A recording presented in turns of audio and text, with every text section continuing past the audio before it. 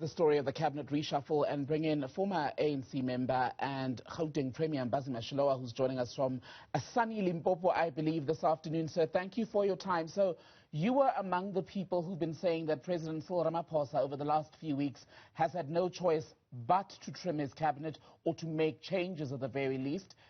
This cabinet that he's got now, is it stronger than what he had at the beginning of July before the riots? Well, let me say that it is stronger in the sense that we don't have any acting minister any longer. It is stronger in that you do not have a finance minister who is doing the job simply because he has been asked to, but his heart have always been to say, look, you know what, I prefer to be out in Mbhazima Shilowa rather than out really every day out into the office. Is stronger in that he has brought in some people that he's very close to. I know that we always think of the cabinet looking only in terms of capacity, but all heads of state, whether they are presidents or prime ministers, they do want to have at least a group of people that they can really rely on to. And I think in Mondli, in Enoch, in Sydney, Mufamadi, these are people that he comes with from the days in Kosatu. I'm sure he knows that he'll be able to rely on them. Whatever their weaknesses, they also have strength that he can be able to tap onto. And for sure, none of them are going to try and stab him at his back. The one glaring weakness then, to use your phrasing, around the new finance minister, Enoch Godongwana, is that his appointment has brought back events from 2012 where he was linked to a company that is said to have invested and then made off with pension funds that belonged to textile workers. He then subsequently, in the midst of that scandal, resigned as Deputy Minister for Economic Development at the time. Speaking to Ziyanda Ngobo today, he said, well, he was actually the first Deputy Minister to do that in democratic South Africa and that the matter has since been put to bed. But has it really, given just the level of emotion and reaction that it stirred? I think it has been laid to bed to an extent that it has been. But I think that, it's good that on the one hand, he tackles it head on. But I think it shows you as well as Yanda that it's not that the president is scraping the bottom of the barrel. He has really emptied the whole barrel. To find people that he can really be able to utilize, he has to get someone with a checkered past. But like I've said, I guess he has been there in that NEC from 1997 when he was elected. He has been in the economic cluster. He has been its spokesperson. So in a sense, he's a safe pair of hands, both in the ANC, but also as well as in business.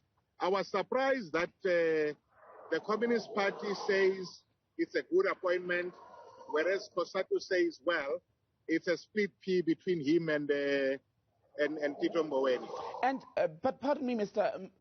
Shilowa, it's an indictment on the ANC, isn't it, that at a time when there's a reconfiguration of cabinet, it appears near impossible to find a member of the executive who, when you do a quick Google search, you don't find an article that paints them in a rather different light. No, absolutely. I mean, I've always said that, look, the reality that one has to accept is that the ANC is a criminal syndicate. It's just really a question of which syndicate is in power. And it would appear that in the case of Enoch, it has just been taken as if that, well, to an extent that he's rehabilitated with businesses, that he was at DBSA, that they are comfortable with him, that we will ride the storm. I think it's too early to see whether or not it is, but there's no debate. That's why I was saying that he's not scraping the bottom of the barrel.